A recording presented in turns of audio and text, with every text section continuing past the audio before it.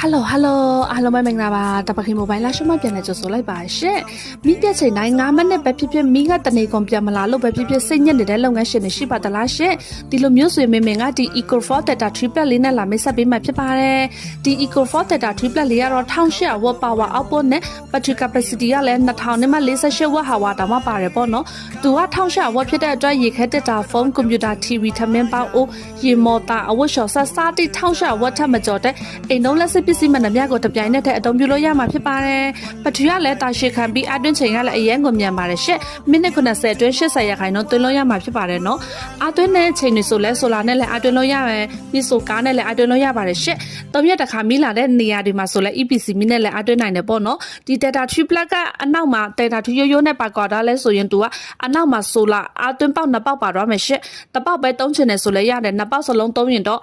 ဒီဆိုလာနဲ့အတွင်းရင်အပေါ်ဝင်မြန်မယ်ပေါ့နော်။အားလည်းပုတ်ခံပါမယ်ရှင့်မေမတို့ဆိုင်ကိုလာကြည့်ဖို့ဖိတ်ခေါ်ပါရယ်မေမတို့ဆိုင်လေးစာလေးကတော့လာရှိုးမြို့ရက်က30မြို့ဝန်စီဆိုင်ကောခမ်းစမညက်ဆိုင်ပဲဖြစ်ပါတယ်ရှင့်လာရှိုးမူဆယ်နမ်ခမ်းအရောက်ငွေချေနဲ့ပို့ပေးပါတယ်နော်တခြားမြို့နယ်ကနေမှယူမယ်ဆိုရင်တော့မေမတို့ကကားကိတ်ကနေ30ပို့ပေးပါမယ်ရှင့်လက်လီရောလက်ကားရောအားပေးလို့ရပါတယ်အားပေးတဲ့ကြောက်စီတိုင်းကိုမေမေကကျေးဇူးအများကြီးတင်ပါတယ်ရှင့်